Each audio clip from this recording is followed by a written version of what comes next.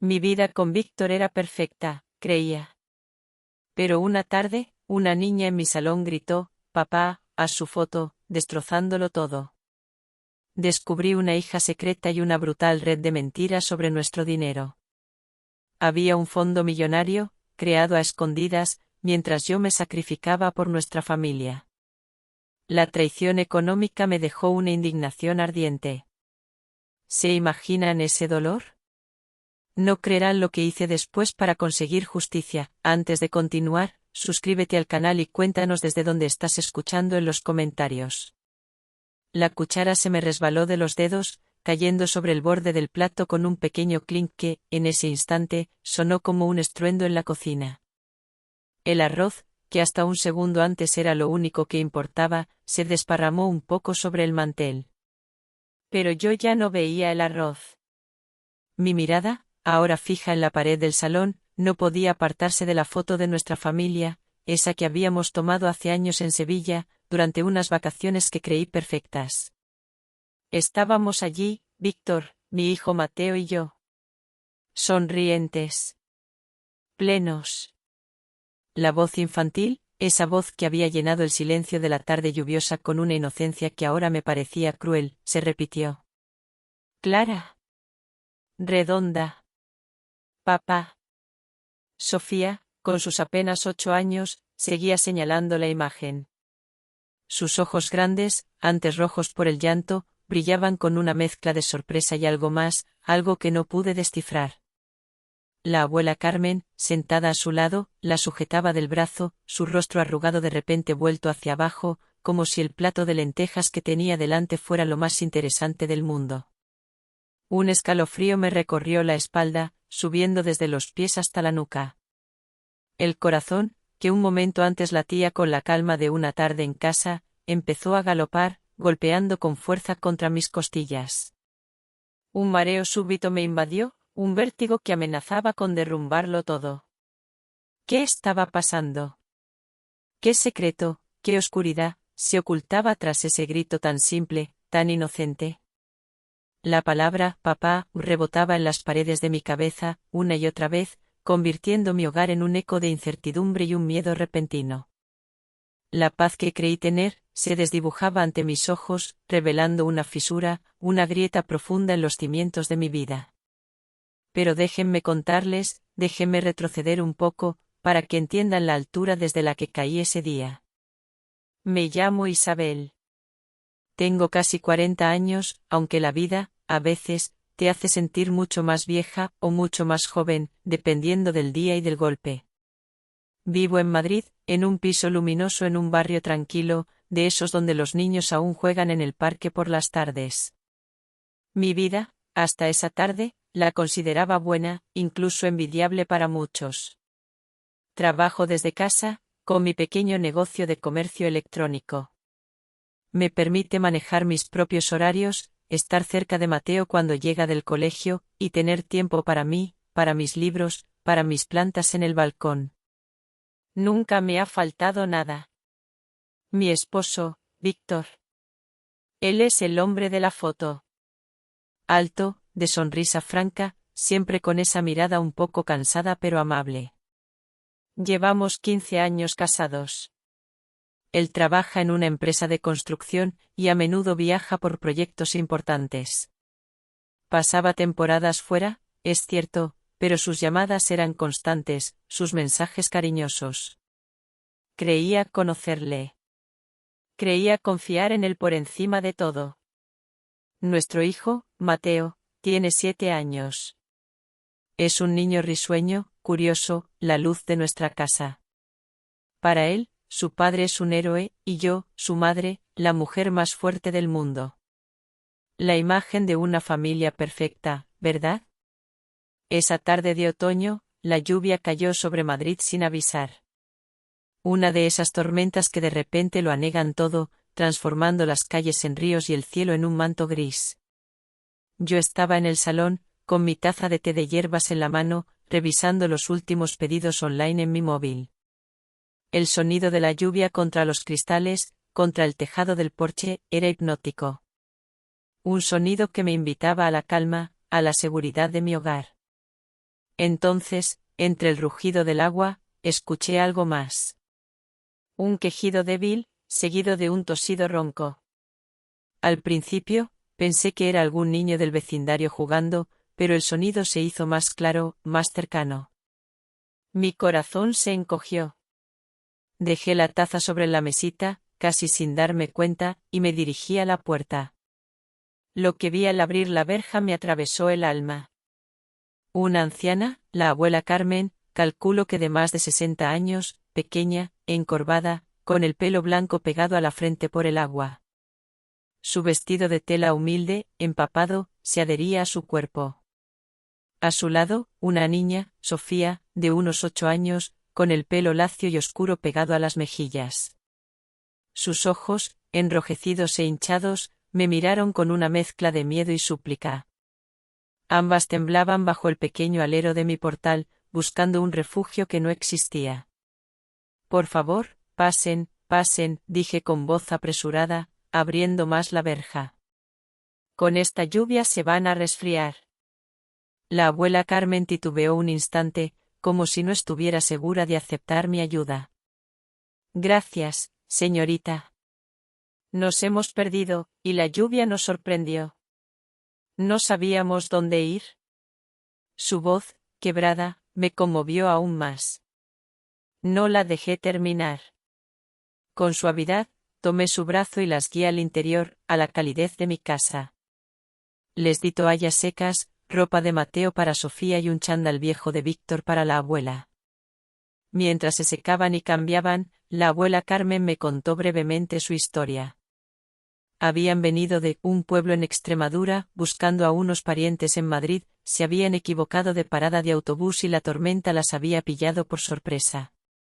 Me habló de la escasez, de la vida difícil en el campo. Sentí una punzada de compasión. Madrid es tan grande, pensé, tan indiferente a veces. Descansen un poco, les dije con una sonrisa, aunque mi corazón seguía apretado. Ya que están aquí, quédense a cenar. No es mucho, pero es una comida caliente. La abuela Carmen dudó de nuevo, pero la mirada de Sofía, un anhelo silencioso, la hizo asentir. Fui a la cocina. Preparé algo sencillo, un poco de cocido que había sobrado del mediodía, un plato de verdura salteada y un poco de carne estofada que tenía lista.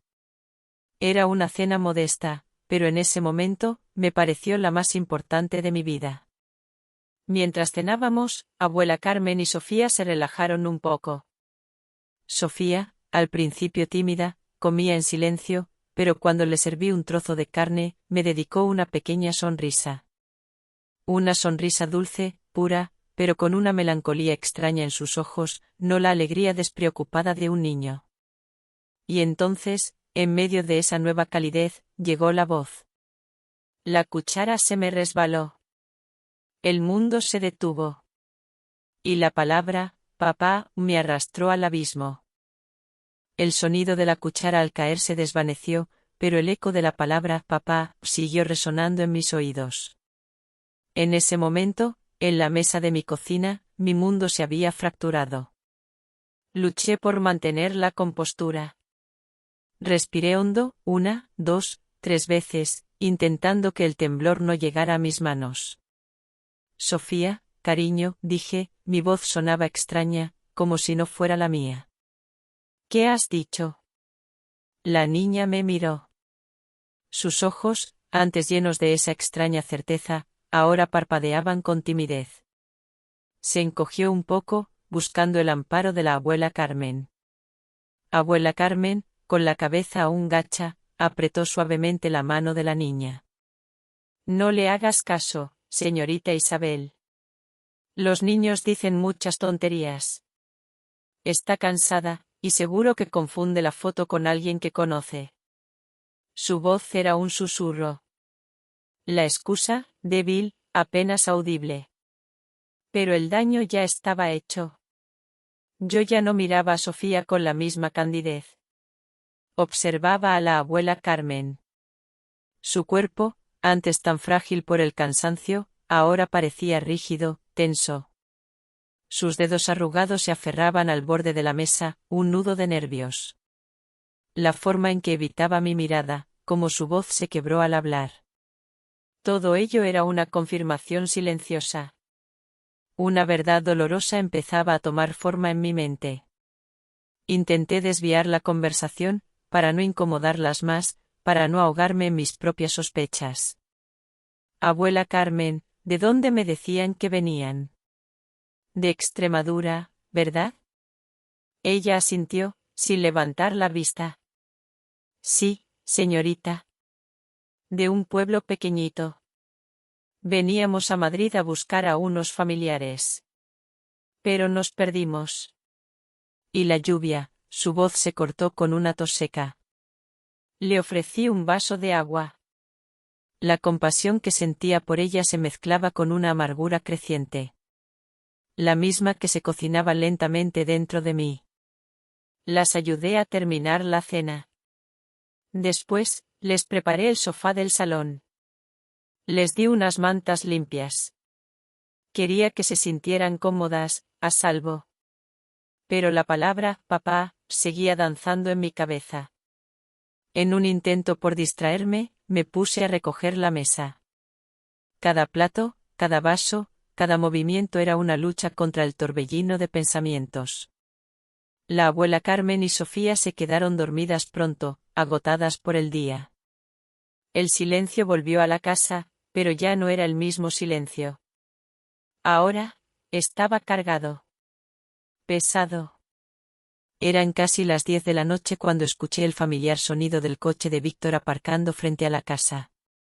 Un sonido que, hasta hoy, siempre había significado seguridad, el fin de mi día de trabajo, el inicio de nuestra noche. Pero esa vez, no. Me senté en el sofá, esperando. La puerta se abrió y entró Víctor. Su camisa, antes impecable, estaba arrugada. Un tenue olor a humo y a algo más, a alcohol, flotaba a su alrededor. Lo habitual después de una reunión de trabajo o una cena con clientes, pensé. Levantó la mirada, me vio sentada en la penumbra del salón. Se detuvo. Su cuerpo se tensó. Su sonrisa, esa sonrisa que siempre me había reconfortado, se dibujó forzada, casi un tic. Sus ojos, por un instante, esquivaron los míos. ¿Todavía despierta, Isabel? Creí que ya estarías dormida. Su voz, un poco áspera, intentaba sonar normal. La reunión se alargó. Los clientes insistieron en las copas. Dejó su maletín en el suelo, con un golpe sordo. Se dirigió hacia la escalera, como si quisiera escapar. Víctor, dije, mi voz más firme de lo que esperaba. Siéntate. Tengo algo que contarte. Algo importante. Se giró lentamente. La cautela en su mirada era evidente. Se sentó en el sillón frente a mí. Empezó a golpear el brazo del sillón con los dedos. Una manía suya. La tenía cuando estaba nervioso, cuando algo le incomodaba. Mi corazón se apretó. Esta tarde ha llovido mucho, como ya sabes, empecé, intentando mantener la calma. Invité a 2 personas a resguardarse de la lluvia. Una anciana, la abuela Carmen, y su nieta, Sofía.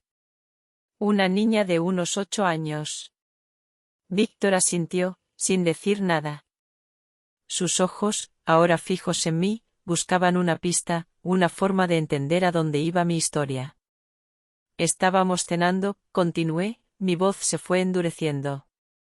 ¿Y la niña? Sofía. Miró la foto de nuestra familia, la que tenemos en la pared. Y dijo, papá, punto. La sangre se le heló en la cara. Su piel se volvió pálida, casi cenicienta. Sus ojos se abrieron desorbitados. El movimiento de sus dedos en el sillón se detuvo. Inspiró hondo, como si el aire de la habitación se hubiera vuelto denso, pesado.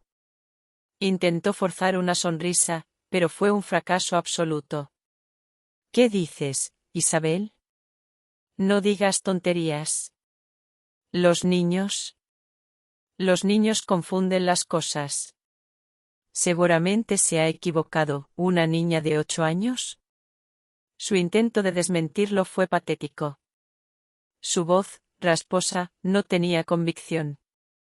Ese fue el momento. El instante en que la última brizna de duda se convirtió en una certeza gélida. Las semillas de la sospecha, que antes eran solo un murmullo lejano, empezaron a crecer, a enredarse en mi pecho. De repente, una serie de recuerdos, de pequeñas imágenes, se agolparon en mi mente. Pequeños detalles, casi insignificantes en su momento, que ahora cobraban un sentido aterrador. Recordé sus viajes de trabajo. A veces, se alargaban más de lo previsto. Una semana se convertía en 10 días, luego en 12. Y sus explicaciones eran siempre vagas. Un problema en la obra, Isabel. Un retraso con los permisos. Ya sabes cómo es esto. Y yo, siempre, creía. Recordé su móvil. Siempre pegado a él. Y esa manía de apagar la pantalla, de dejarlo boca abajo, o de terminar las llamadas de forma abrupta cuando yo me acercaba. Estoy hablando con un cliente, decía. Es trabajo. Ya sabes cómo son. Y yo, siempre, entendía. Recordé también algunos movimientos extraños en nuestras cuentas conjuntas. Pequeñas sumas de dinero, a veces algo más grandes, que desaparecían con una explicación rápida. Ayuda a un amigo que está pasando un mal momento, me decía. O una pequeña inversión que me han recomendado. Yo, con mi propio negocio, siempre intentaba llevar las cuentas claras. Pero con Víctor, a veces había una nebulosa, un confía en mí, Isabel, que siempre aceptaba. Siempre, sin preguntar de más. Ahora, esos detalles no eran solo eso. Eran piezas de un rompecabezas oscuro. Piezas que, juntas, empezaban a formar una imagen que no quería ver. Sentí un nudo en la garganta. Víctor seguía mirándome, con esa expresión entre el miedo y la negación. Sabía que había un hilo invisible. Un hilo que me unía a esa niña, Sofía, a esa abuela Carmen, y a un secreto que mi esposo había tejido a mis espaldas.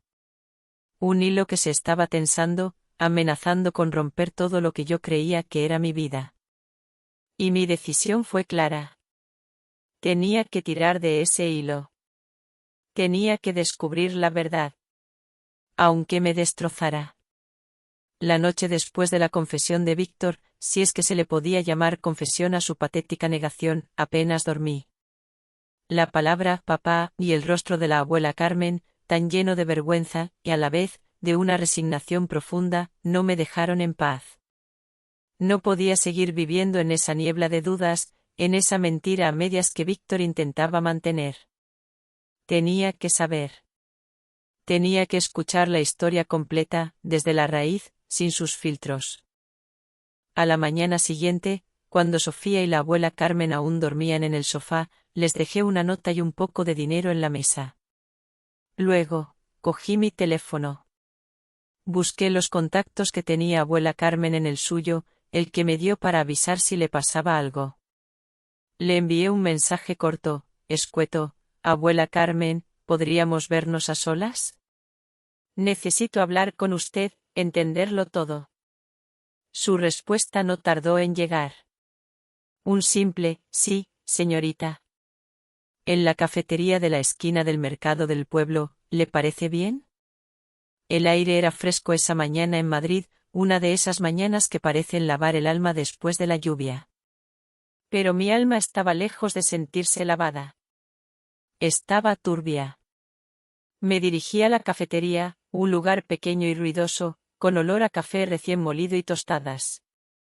Me senté en una mesa apartada, con la espalda a la pared, para poder observarla sin ser observada.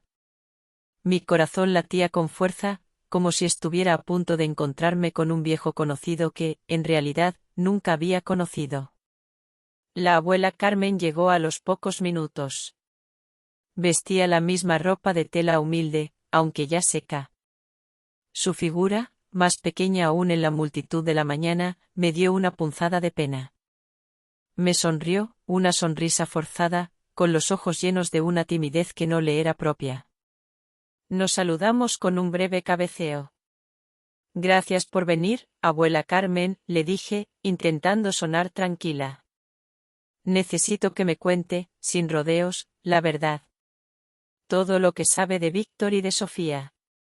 Ella se quedó en silencio un momento, la mirada perdida en su taza de café con leche. Era un café que le invité, claro.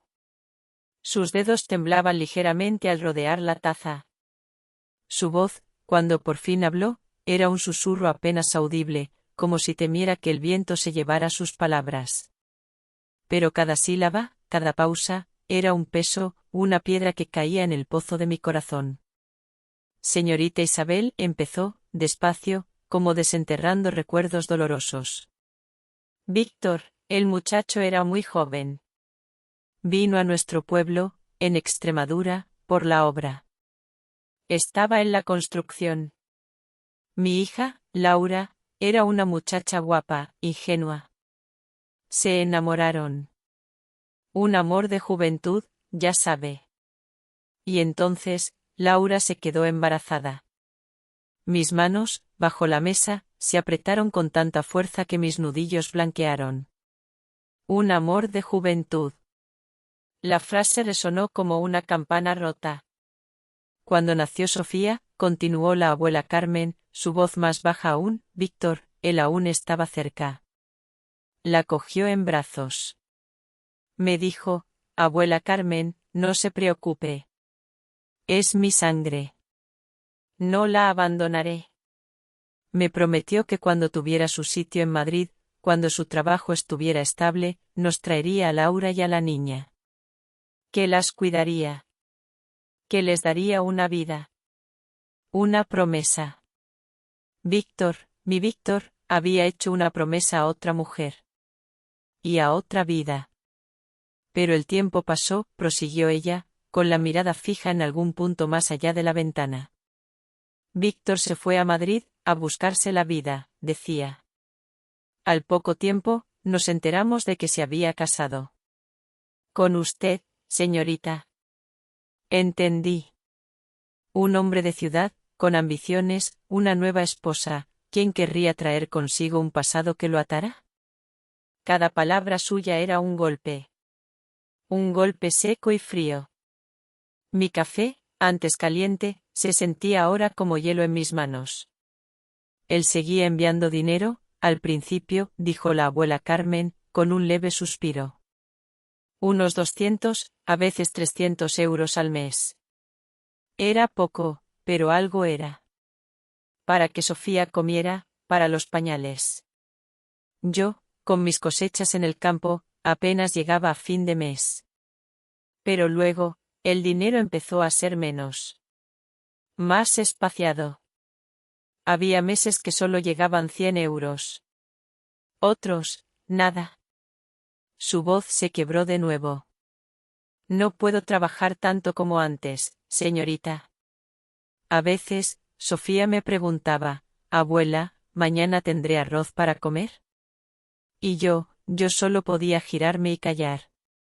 Me imaginé a Sofía, esa niña de ojos tristes, sentada en una pequeña casa con techo de tejas, comiendo arroz con agua de hierbas, mientras mi Mateo tenía su leche y su ropa nueva cada semana. La crueldad de la comparación me apretó el pecho hasta el ahogo. ¿Intentó contactar con él, abuela Carmen?, pregunté, apenas un susurro. Sí, claro. Pero pocas veces contestaba. A veces, el timbre sonaba y nadie cogía. Me decía que estaba ocupado, con el trabajo, con proyectos en Madrid. No quería molestar. Solo esperaba que cumpliera su promesa. Pero Sofía ya tiene 8 años, señorita. Y solo conoce a su padre a través de fotos que guardo y de promesas que se desvanecen. Con un movimiento lento, la abuela Carmen rebuscó en su bolso de tela, ya deshilachado por el tiempo. Sacó unos papeles, viejos, arrugados, con la tinta casi borrada. Eran recibos de transferencias bancarias. Los cogí con manos temblorosas. Remitente, Víctor, se leía en algunos. Concepto, para Sofía. Las fechas eran irregulares, meses sí, meses no y las cantidades, variables, pero confirmaban lo que ella había dicho. Mire esto, señorita Isabel, dijo, con la voz más grave. ¿Y esto? Me señaló un punto en su ceja izquierda. Víctor tiene una cicatriz igual. De un accidente en la obra, cuando era joven, al resbalar con un saco de cemento. La recuerdo como si fuera ayer. Esa cicatriz. Sí. Víctor tenía esa misma cicatriz, apenas visible, que siempre me dijo que se hizo de niño al jugar. Otro fragmento de la verdad. Otra pieza del engaño. Señorita Isabel, la abuela Carmen tomó mi mano, sus dedos fríos y ásperos. No quiero romper su familia. Solo quiero que Sofía tenga un padre. Que él la reconozca. El cielo hizo que la lluvia nos trajera a su puerta. Y que la niña, con su inocencia, dijera la verdad. Por favor, piense en Sofía. Ella no tiene culpa de nada. Me levanté de la mesa, el corazón pesado como una piedra. El sol de la tarde se había escondido tras las nubes, y la cafetería se había vuelto oscura. La verdad. La verdad dolía más de lo que había imaginado. Dolía con una amargura fría.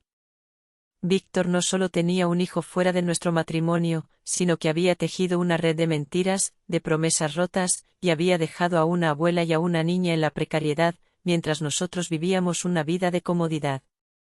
Salí de la cafetería, las calles ya iluminadas por las farolas. La gente pasaba a mi lado, apurada, ajena a mi dolor.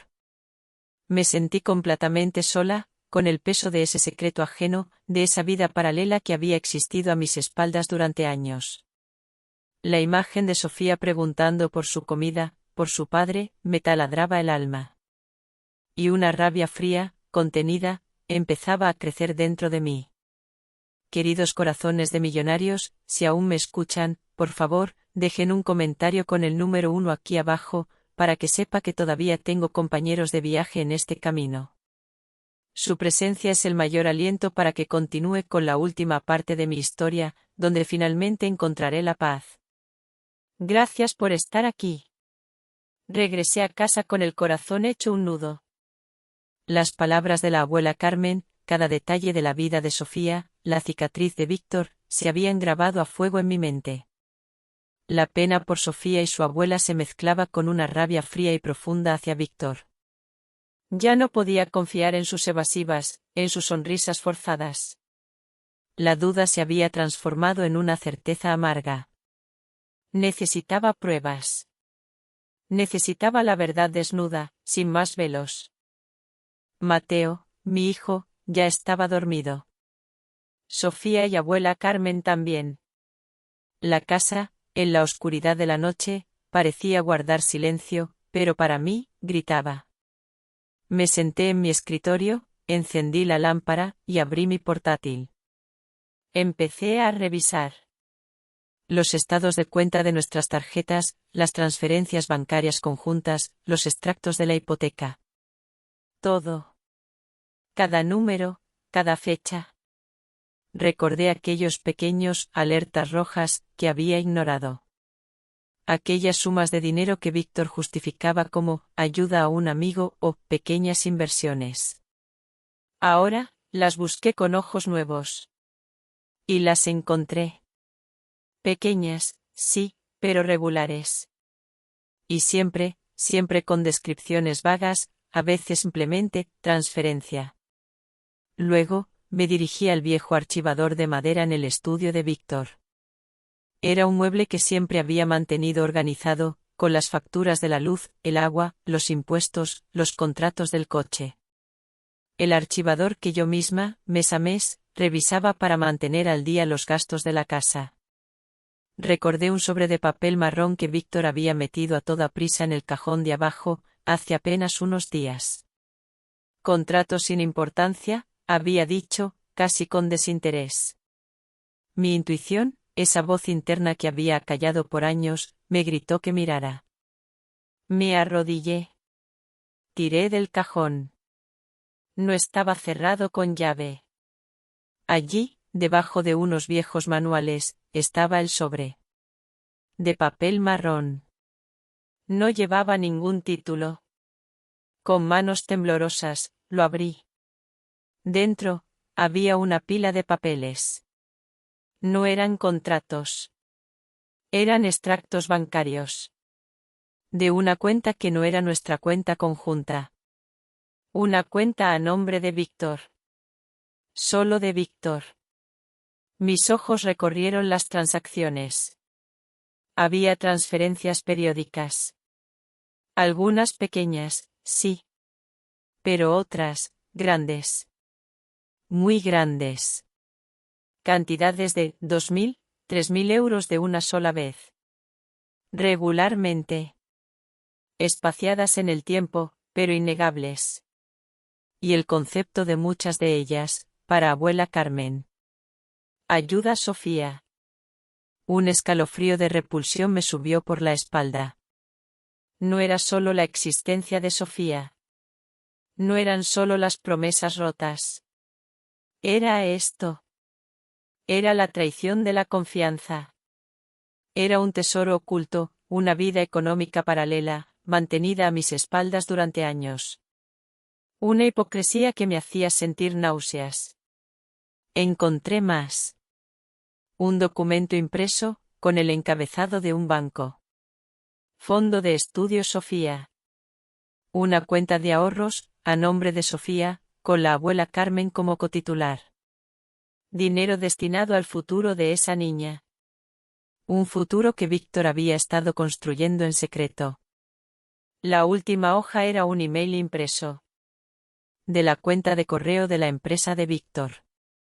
El asunto, VV, anticipo trimestral, confidencial. Y, escrito a mano con su letra, una nota, transferir a cuenta personal, no a la cuenta familiar. Dejé los papeles sobre la mesa, mis manos estaban heladas. Entumecidas. Me sentía como una extraña en mi propia vida, en mi propio matrimonio. ¿Cuánto más me había ocultado? ¿Cuántas veces había sonreído, me había besado, mientras por dentro tejía esta compleja red de mentiras y de una doble vida? Escuché el sonido de su coche. Víctor. Volvía a casa. Los papeles sobre la mesa. La verdad, desvelada. Era el momento. Entró en el salón. Su mirada, de repente, se posó en los papeles. Los extractos. Los recibos. Su rostro palideció. Se acercó a la mesa, sus ojos fijos en la prueba irrefutable de su engaño. Se quedó inmóvil. Explícamelo, Víctor, dije, mi voz sonaba hueca, distante. ¿Qué son estos pagos, y esta cuenta secreta, el fondo de estudios Sofía? Víctor tragó saliva con dificultad. Sus manos se crisparon. Se pasó los dedos por el pelo, un gesto de desesperación. Isabel, yo, no quería que te enteraras así. Iba a contártelo. Lo juro. ¿Contarme cuándo, Víctor, en 8 años más, cuando Sofía fuera adulta, cuando la abuela Carmen ya no estuviera? Mi voz, antes distante, se volvió afilada. La abuela Carmen ya me ha contado la historia. La de Laura. La de tu hija. Pero esto es diferente. Esto es una traición que va más allá de un error de juventud. Se sentó pesadamente en el sofá. Su cuerpo parecía encogerse. Sí, Sofía es mi hija. ¿Y Laura? Laura es su madre. Nunca la abandoné del todo, Isabel. Les enviaba dinero. Quería asegurarme de que Sofía estuviera bien. Su voz era un hilo, lleno de arrepentimiento, pero también de justificación. Pero no podía contártelo. Tenía miedo. Miedo de perderte. Miedo de que nuestra familia se rompiera. Miedo de mi trabajo, de lo que diría la gente. ¿Miedo?, dije, con una risa amarga que me salió de lo más profundo. ¿Y tu miedo justificaba que yo viviera en una mentira, que fuera una extraña en mi propio matrimonio, que creyera que conocía al hombre con el que compartía mi vida, mientras él construía otra vida, un fondo secreto, a mis espaldas? Mateo, en su habitación, rió por lo bajo. Estaba jugando con sus bloques de construcción. Su risa, inocente y pura, era un eco cruel en el ambiente denso y cargado de nuestra sala. La felicidad de Mateo era construida sobre mi ignorancia. Víctor se levantó de repente, se arrodilló ante mí. Sus manos me tomaron las mías, temblorosas. Sus ojos estaban rojos, llenos de lágrimas. Isabel, por favor. Perdóname. Sé que me equivoqué. Fui un cobarde. Pero te juro que lo arreglaré. Haré lo que sea. Pagaré la manutención de Sofía. La traeré a vivir cerca. Lo que quieras. Solo no me dejes, Isabel. No me pidas el divorcio. Su voz era un lamento.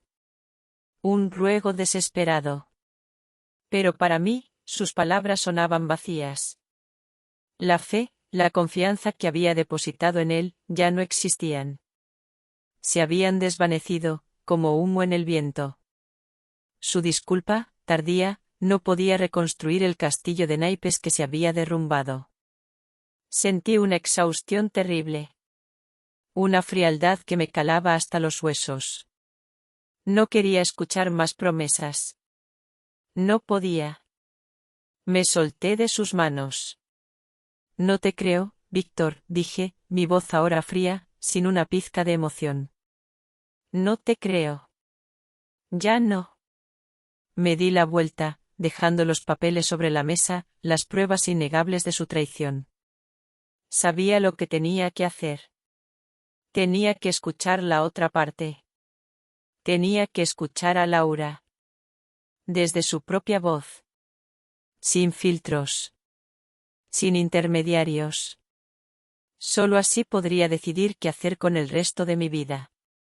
Después de la confrontación con Víctor y el descubrimiento de sus papeles secretos, mi cabeza era un torbellino.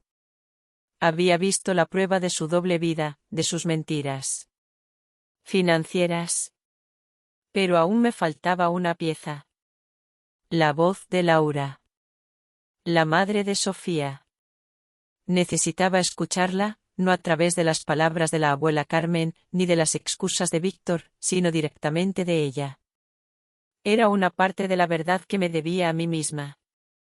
Le envié un mensaje a la abuela Carmen, pidiéndole el contacto de Laura. Me lo dio sin dudar, un número de móvil antiguo. Con el corazón en un puño, le escribí a Laura. Un mensaje breve, formal: soy Isabel, la esposa de Víctor. Me gustaría hablar contigo. Si es posible, de mujer a mujer. Su respuesta llegó en menos de una hora. Sí, señora Isabel. Cuando usted quiera.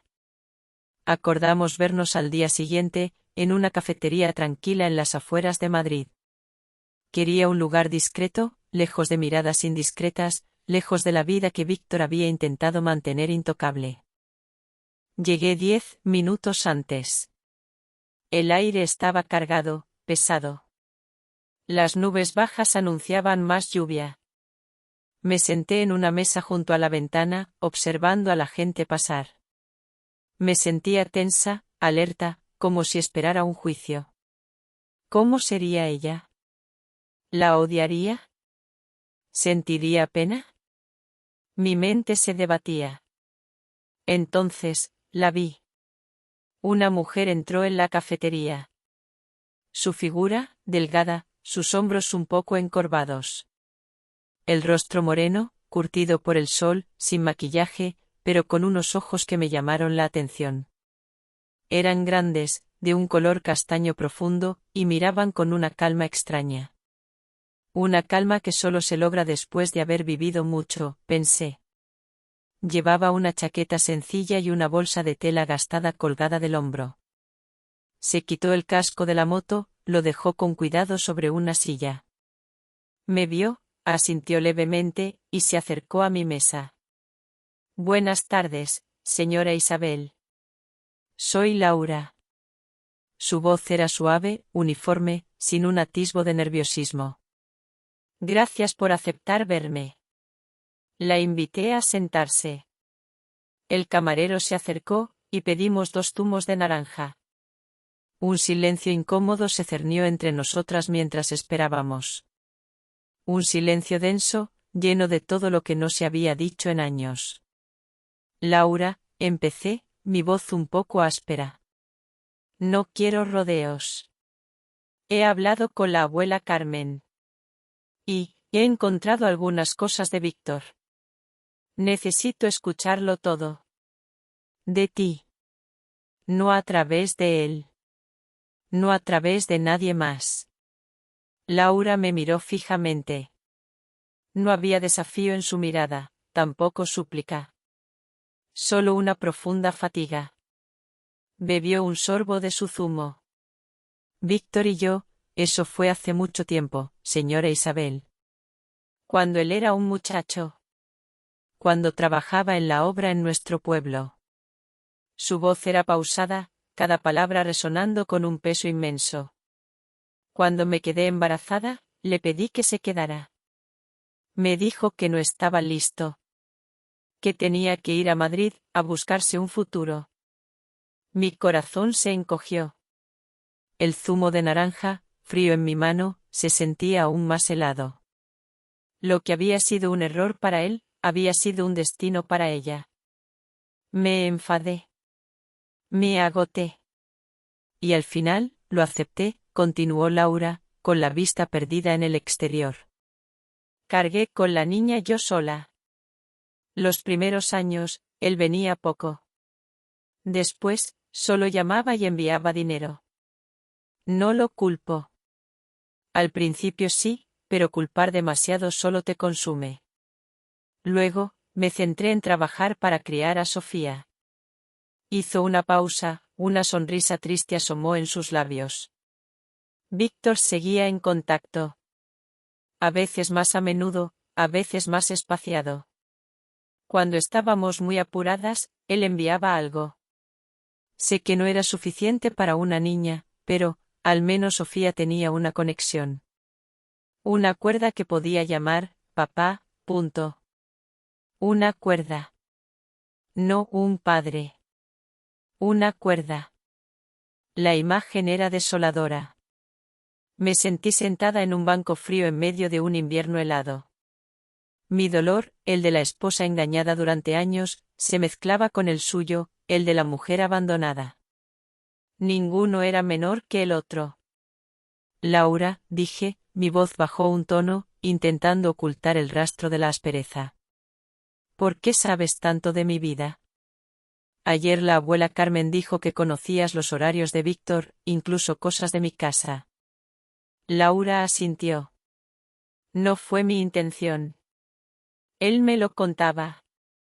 A veces, cuando Sofía le echaba de menos, él me decía, dile a la niña que espere.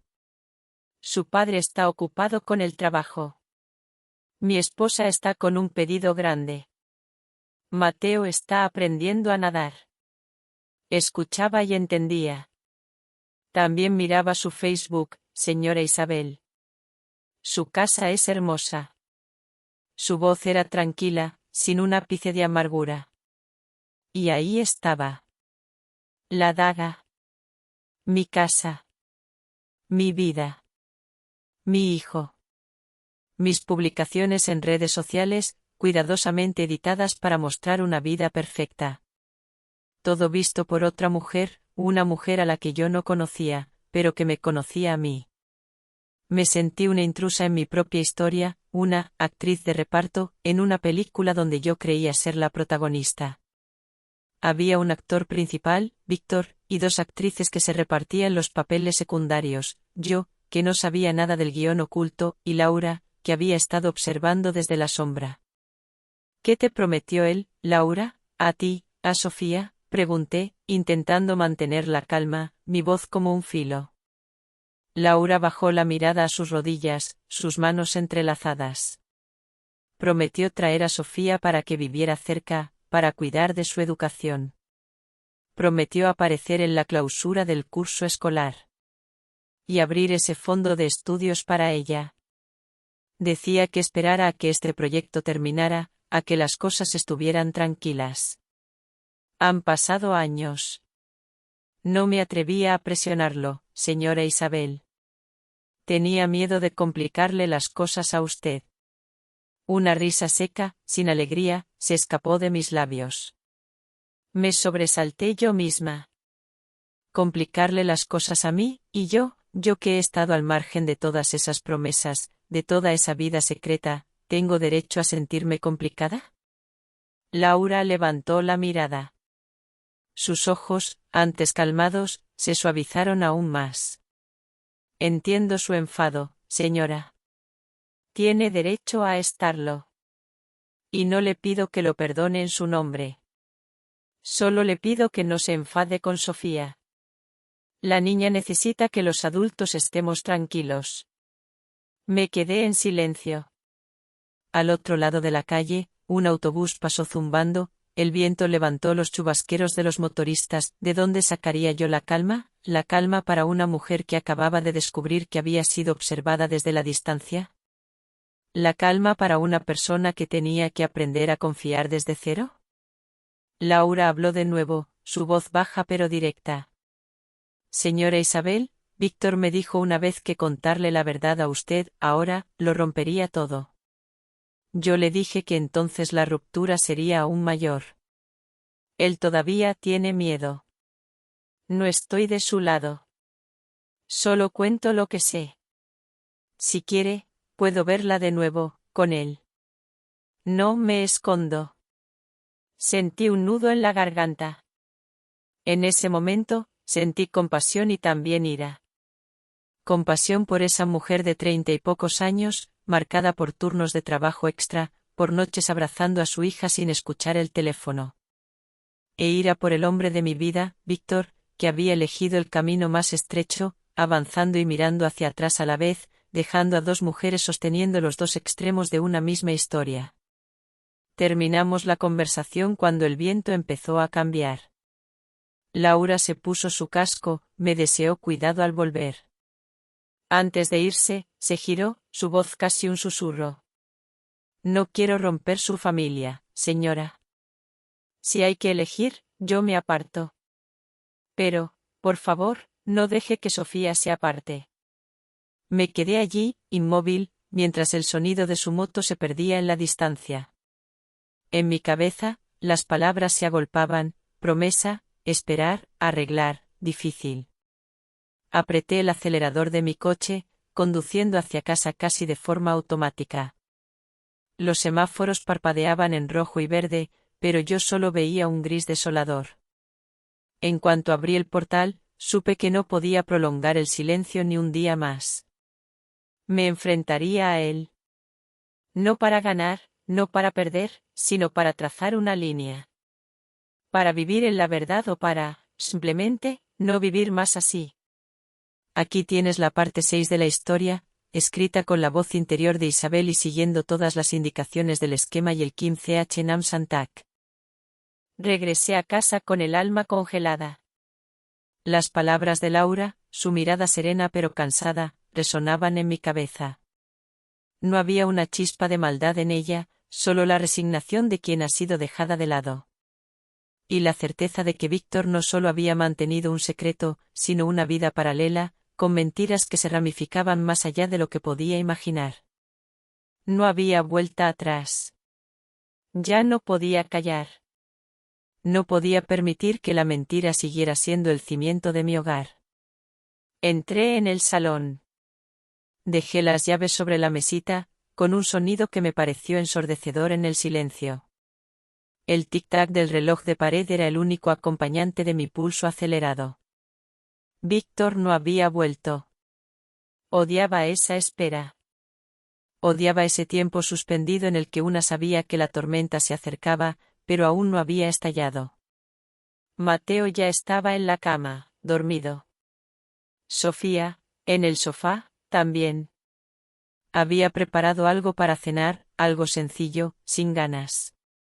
El aire se volvió denso. Notaba cada respiración, cada pensamiento. Alrededor de las 9, escuché su coche. Esta vez no me moví. Me quedé sentada en el sofá, con la mirada fija en el punto donde se encontrarían nuestros ojos. Víctor entró. Me vio. Esta vez no intentó la sonrisa forzada. Sus hombros se encogieron un poco. La fatiga en su rostro era evidente, pero ahora yo no veía cansancio, sino culpa. Nos sentamos a la mesa. La cena fue un tormento.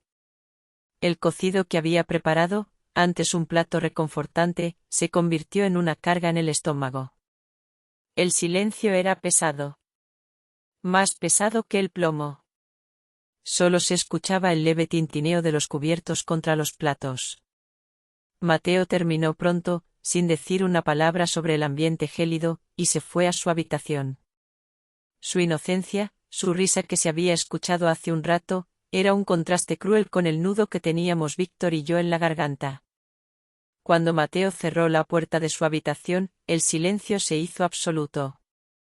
Miré a Víctor. Directamente a sus ojos. Los míos, sabía, eran fríos. No había ya lágrimas. Solo una determinación férrea. Hoy he conocido a Laura, dije. La frase salió sin temblor, clara, concisa. Víctor se quedó paralizado.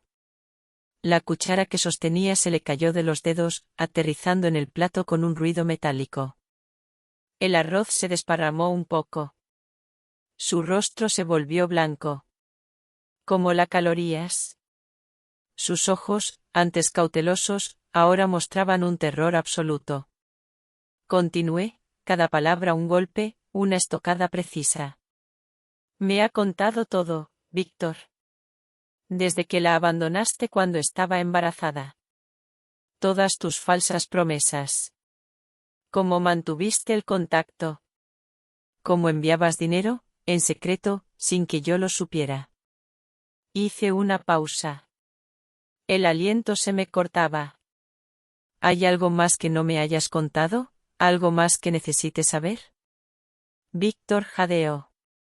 Bajó la cabeza, sus manos se aferraron al borde de la mesa, los nudillos blancos.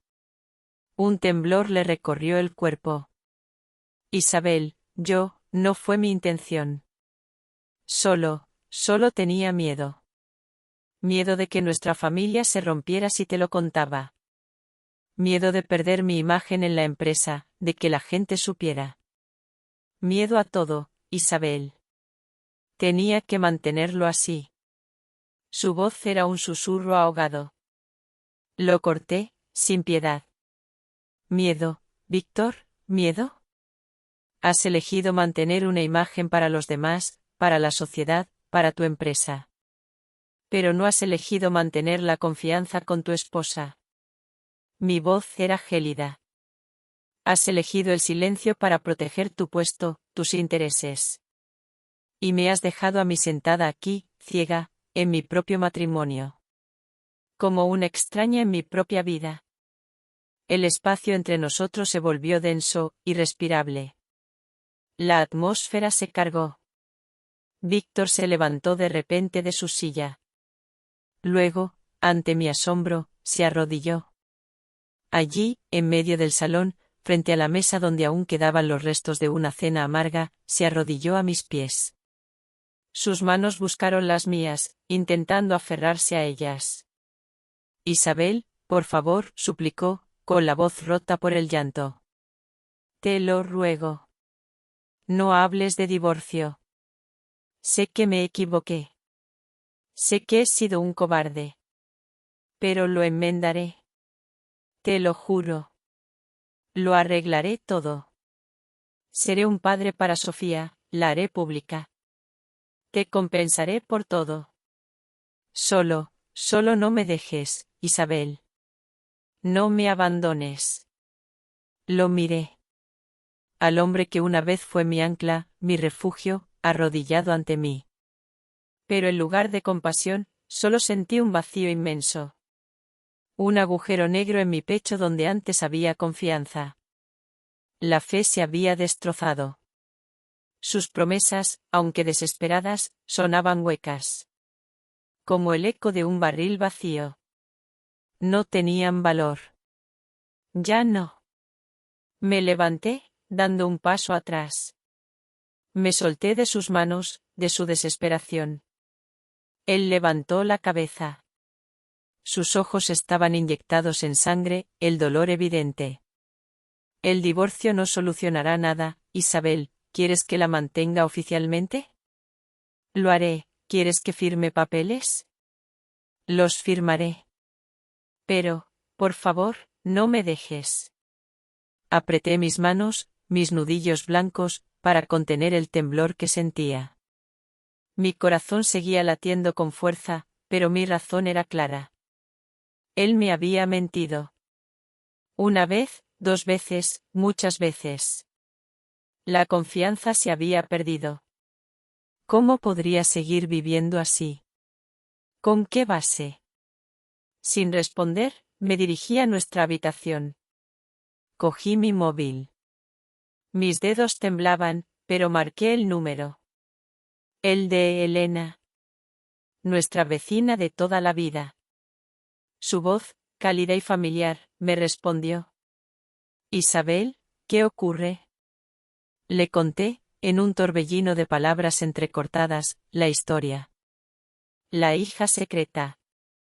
Las mentiras con el dinero. Mi pensamiento, ahora firme, en el divorcio. Ella guardó silencio un momento. Luego, su voz se hizo grave, seria. Sé firme, Isabel. No mires esto solo con el corazón. Hay una ley. Si tiene una hija, tiene la obligación legal de mantenerla. Clara. Si quieres, informa a la policía. Exige un expediente legal.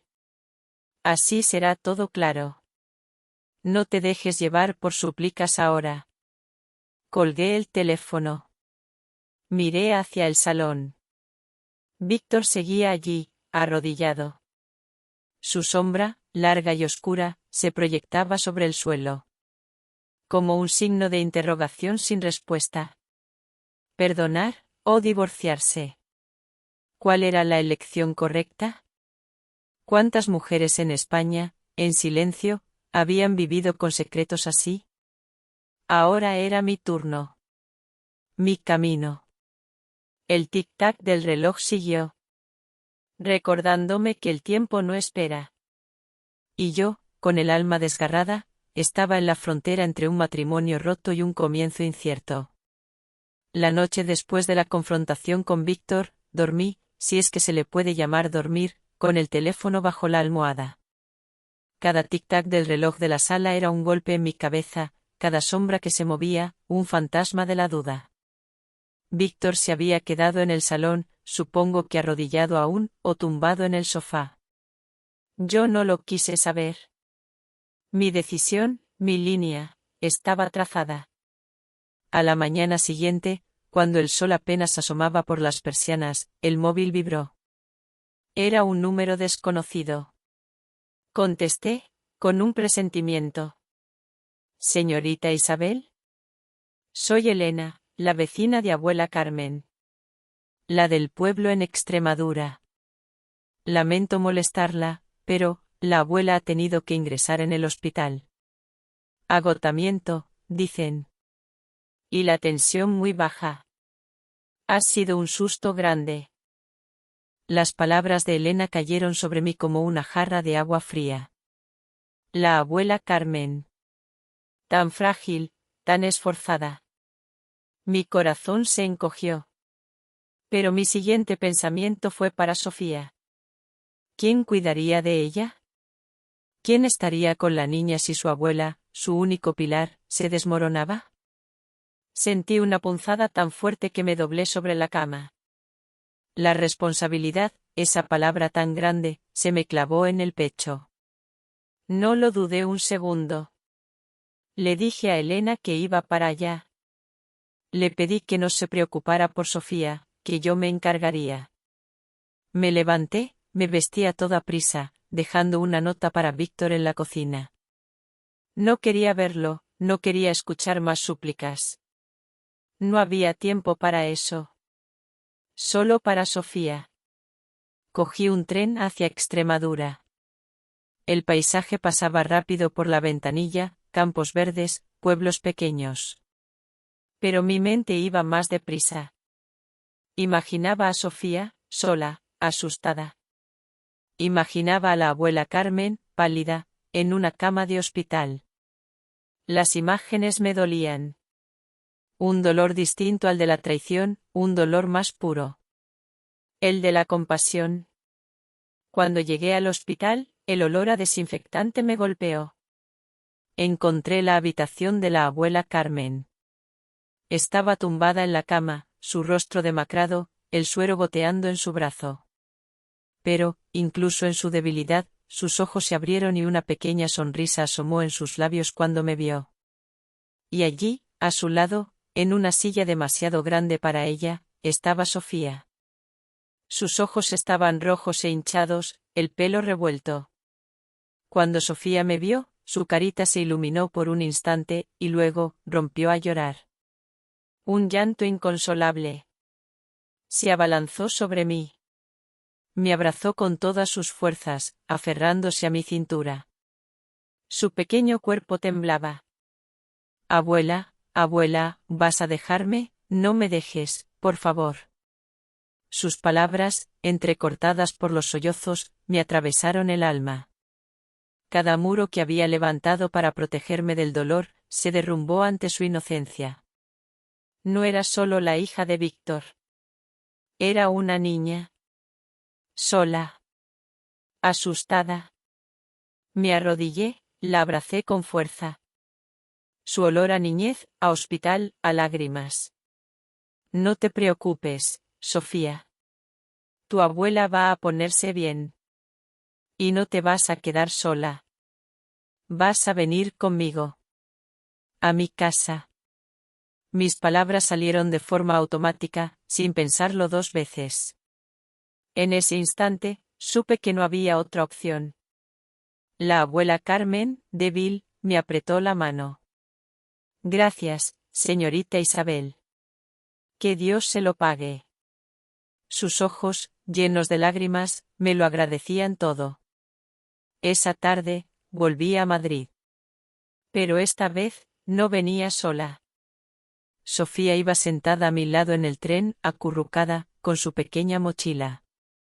La miraba mientras dormía, y sentía una mezcla de emociones. Dolor, sí. Por lo que había descubierto. Pero también una nueva sensación. Una responsabilidad que se sentía cálida, extrañamente reconfortante. Era de noche cuando llegamos a casa. Entré por la puerta principal.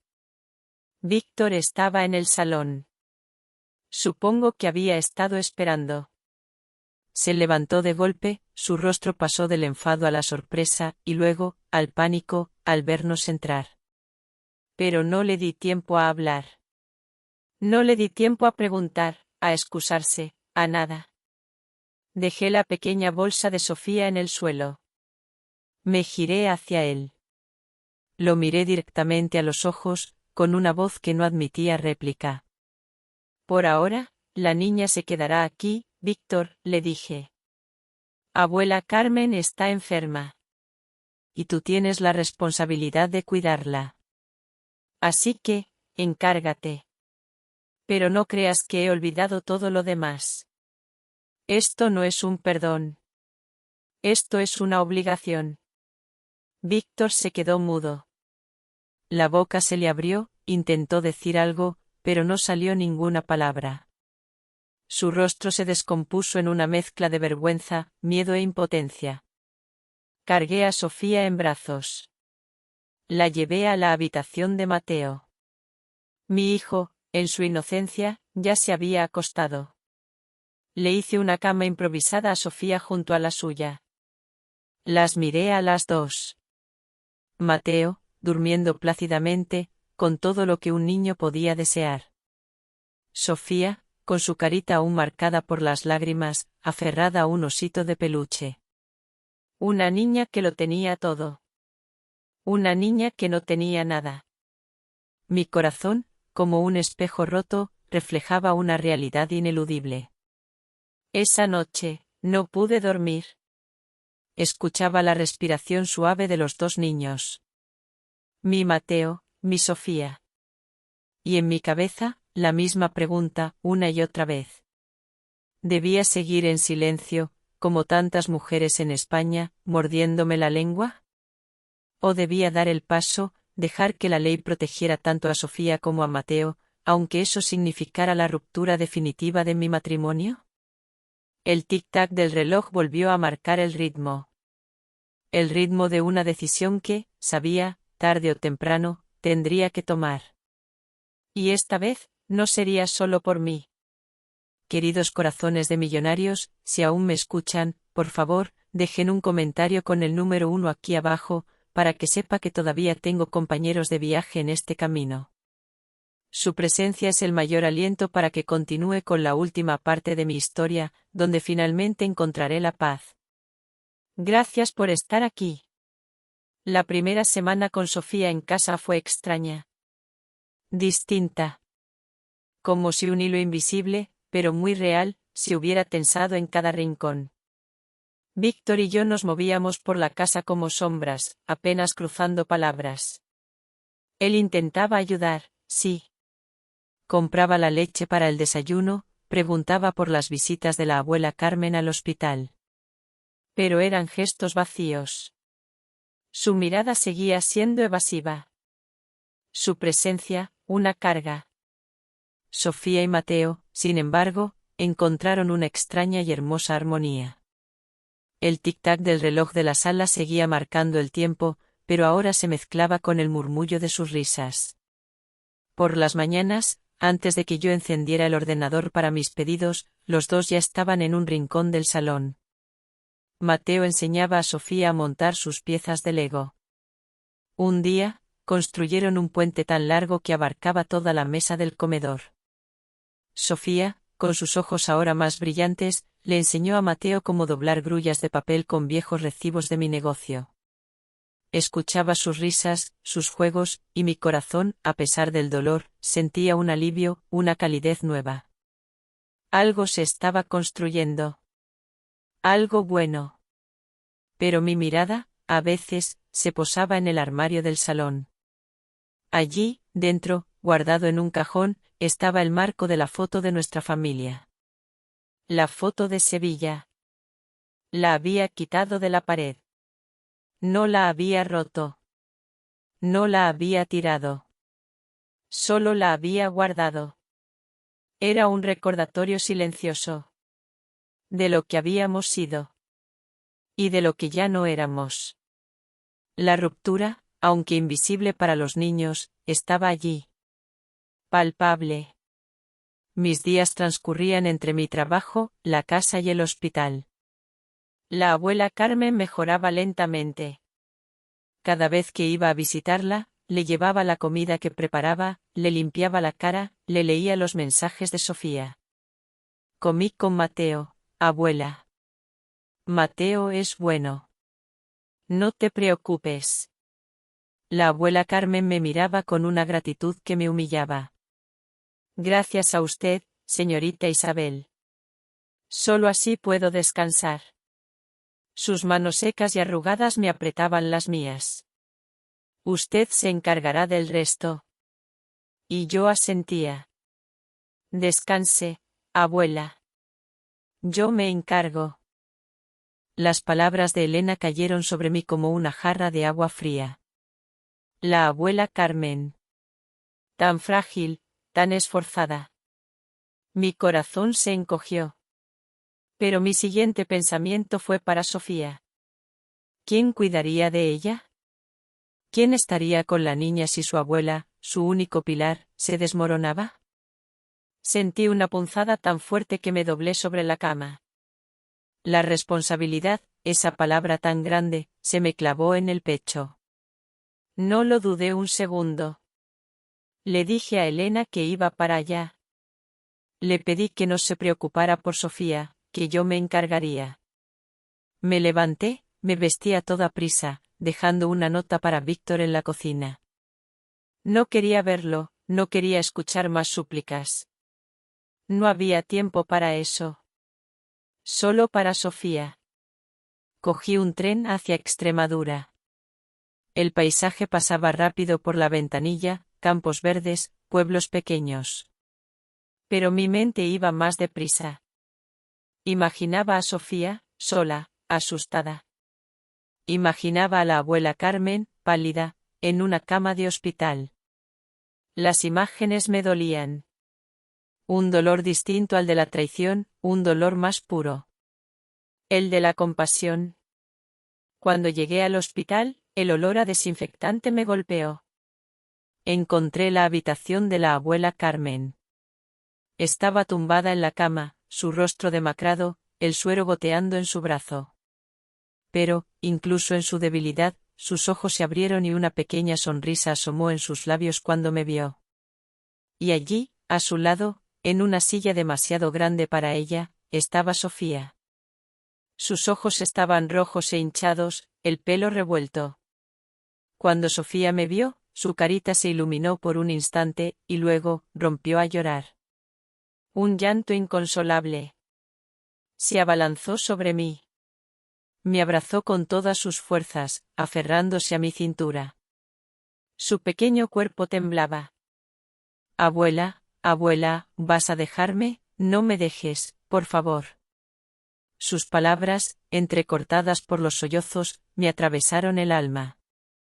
Cada muro que había levantado para protegerme del dolor, se derrumbó ante su inocencia. No era solo la hija de Víctor. Era una niña. Sola. Asustada. Me arrodillé, la abracé con fuerza. Su olor a niñez, a hospital, a lágrimas. No te preocupes, Sofía. Tu abuela va a ponerse bien. Y no te vas a quedar sola. Vas a venir conmigo. A mi casa. Mis palabras salieron de forma automática, sin pensarlo dos veces. En ese instante, supe que no había otra opción. La abuela Carmen, débil, me apretó la mano. Gracias, señorita Isabel. Que Dios se lo pague. Sus ojos, llenos de lágrimas, me lo agradecían todo. Esa tarde, volví a Madrid. Pero esta vez, no venía sola. Sofía iba sentada a mi lado en el tren, acurrucada, con su pequeña mochila. La miraba mientras dormía, y sentía una mezcla de emociones. Dolor, sí.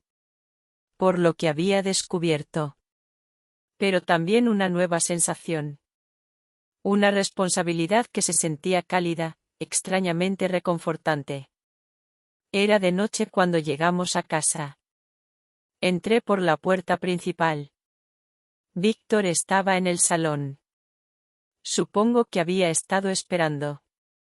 Se levantó de golpe, su rostro pasó del enfado a la sorpresa, y luego, al pánico, al vernos entrar. Pero no le di tiempo a hablar. No le di tiempo a preguntar, a excusarse, a nada. Dejé la pequeña bolsa de Sofía en el suelo. Me giré hacia él. Lo miré directamente a los ojos, con una voz que no admitía réplica. Por ahora, la niña se quedará aquí, Víctor, le dije. Abuela Carmen está enferma. Y tú tienes la responsabilidad de cuidarla. Así que, encárgate. Pero no creas que he olvidado todo lo demás. Esto no es un perdón. Esto es una obligación. Víctor se quedó mudo. La boca se le abrió, intentó decir algo, pero no salió ninguna palabra. Su rostro se descompuso en una mezcla de vergüenza, miedo e impotencia. Cargué a Sofía en brazos. La llevé a la habitación de Mateo. Mi hijo, en su inocencia, ya se había acostado. Le hice una cama improvisada a Sofía junto a la suya. Las miré a las dos. Mateo, durmiendo plácidamente, con todo lo que un niño podía desear. Sofía, con su carita aún marcada por las lágrimas, aferrada a un osito de peluche.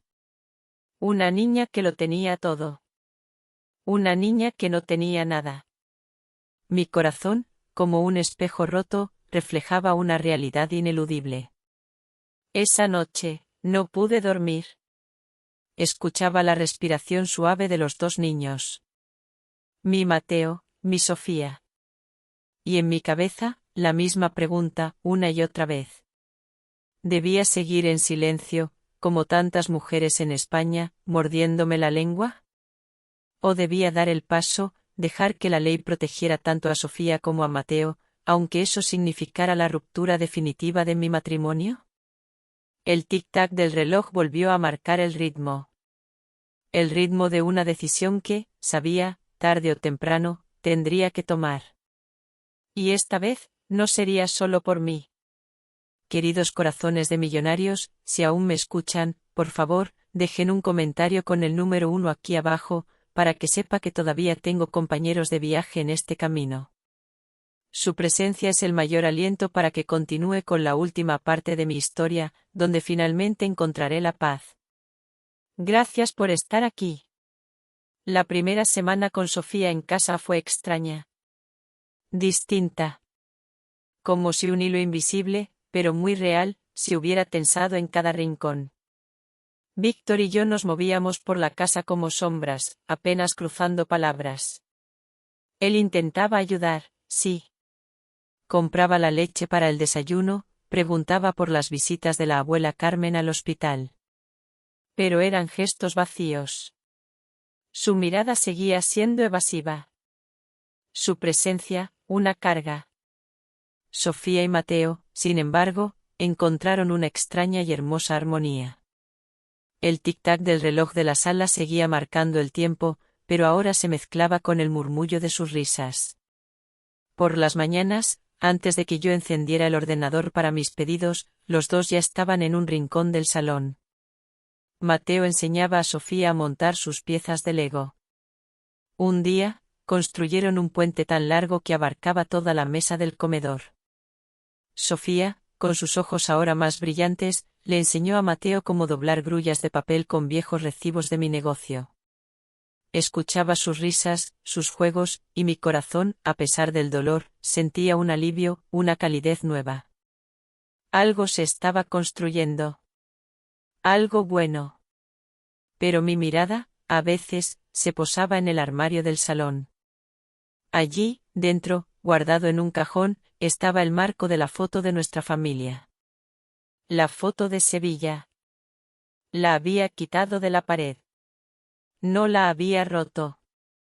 No la había tirado. Solo la había guardado.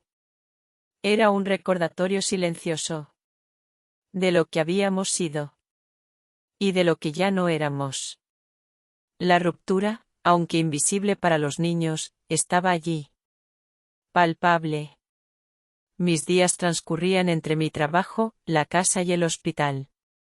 La abuela Carmen mejoraba lentamente. Cada vez que iba a visitarla, le llevaba la comida que preparaba, le limpiaba la cara, le leía los mensajes de Sofía. Comí con Mateo, abuela. Mateo es bueno. No te preocupes. La abuela Carmen me miraba con una gratitud que me humillaba.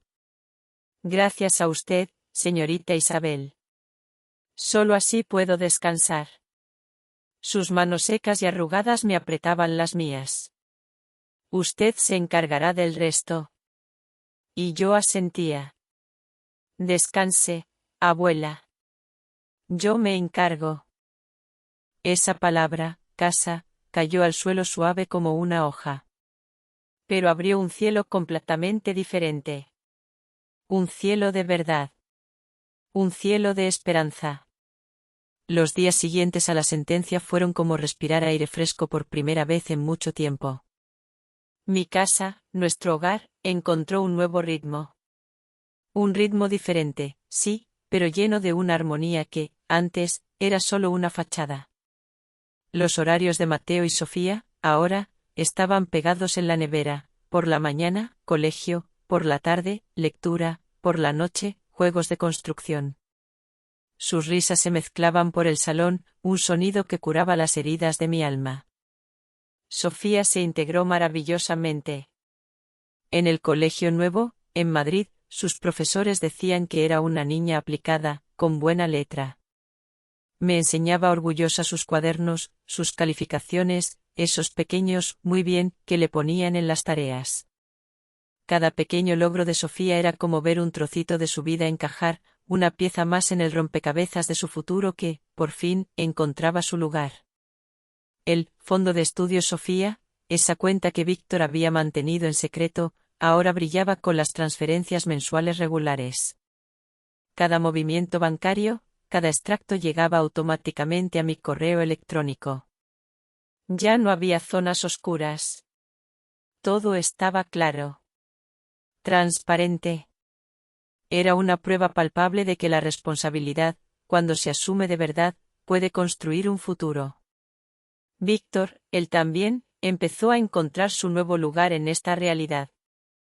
Pidió permiso para asistir a la clausura del curso escolar de Sofía. Dudé, lo admito. Pero Sofía estaba tan ilusionada.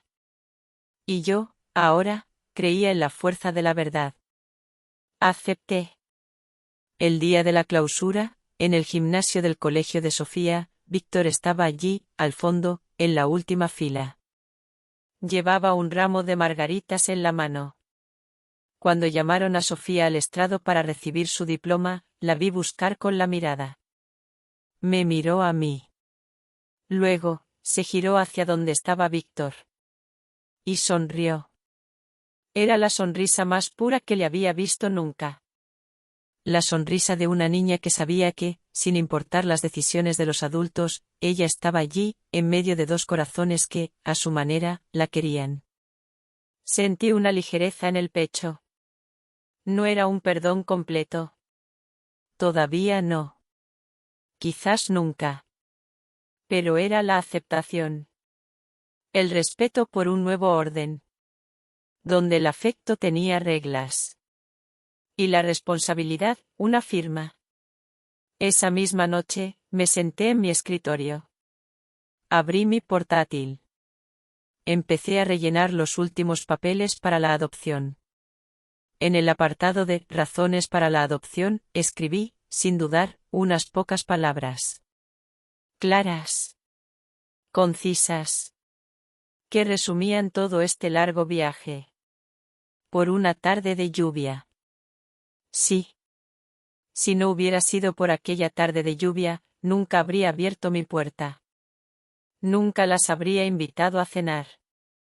Nunca habría escuchado el grito de «papá». Y nunca habría descubierto el espacio que mi corazón podía abrir para otro niño.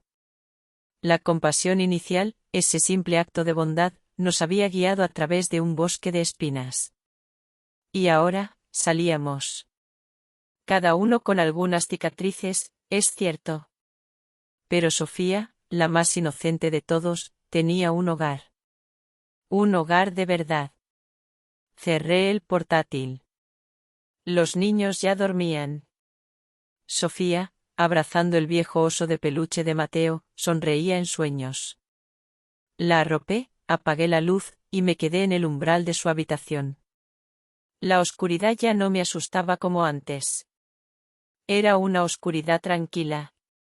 Como un respiro.